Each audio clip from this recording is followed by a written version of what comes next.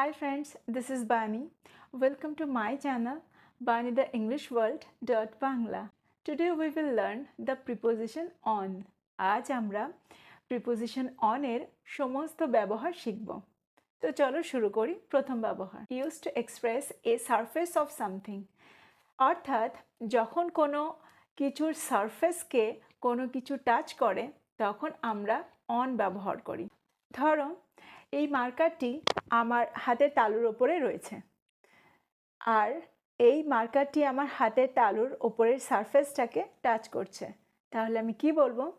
This marker is on my palm. এই মার্কারটি আমার হাতের পালমের ওপরে রয়েছে। তো আমরা অন কখন ব্যবহার করব? যখন কোনো জিনিস কোনো কিছুর সারফেসকে টাচ করছে তখন আমরা সেখানে অন ব্যবহার করব। চলো কিছু উদাহরণের মধ্যে দিয়ে আমরা আরও ভালো করে বোঝার চেষ্টা করি। I put the diary on the table.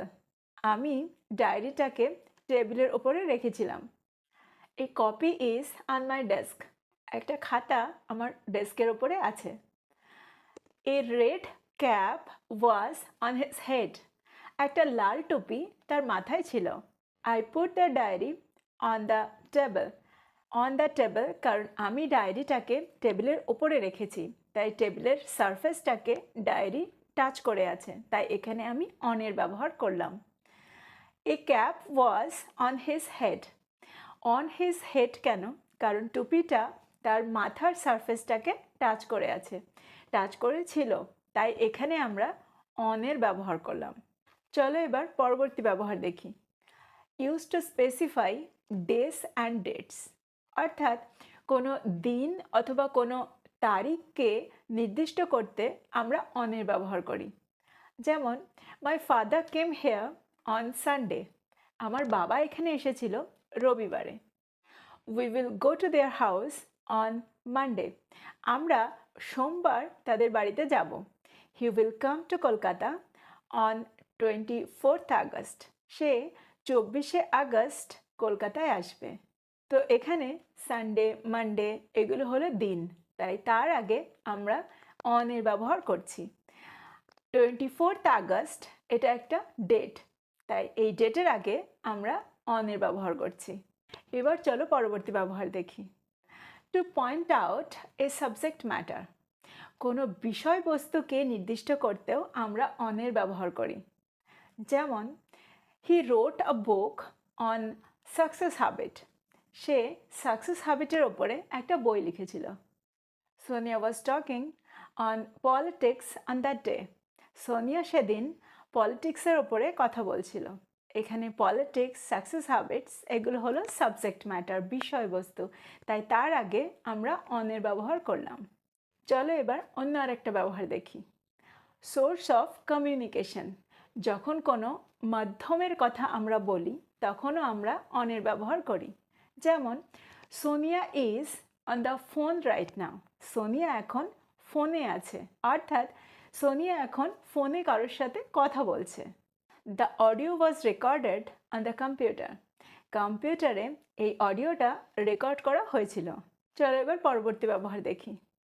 Use to indicate something that is moved through someone or is dependent on some principles. অর্থাৎ কোনো জিনিস যখন কোনো কিছুর ওপরে নির্ভর করে চলে অথবা কোনো কাজ যখন কারো প্রিন্সিপালের ওপরে চলে, কারো নীতির ওপরে চলে, তখন আমরা অনের ব্যবহার করি। একটু কমপ্লিকেটেড লাগছে তাই না?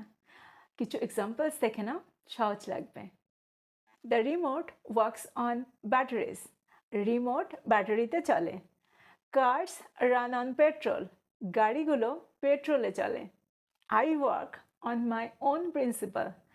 আমি কাজ করি আমার নিজের নীতিতে। এবার চলো আমরা পরবর্তী ব্যবহার দেখি। যখন আমরা কিছুতে করে যাই অর্থাৎ কোনো ভেহিকলকে মেনশন করি তখন আমরা বাই ব্যবহার করি। যেমন আমি কলেজে ট্রেনে করে যাই। I go to my college by train. সে আমাদের বাড়িতে বাসে করে এসেছিল। He came to our house by bus.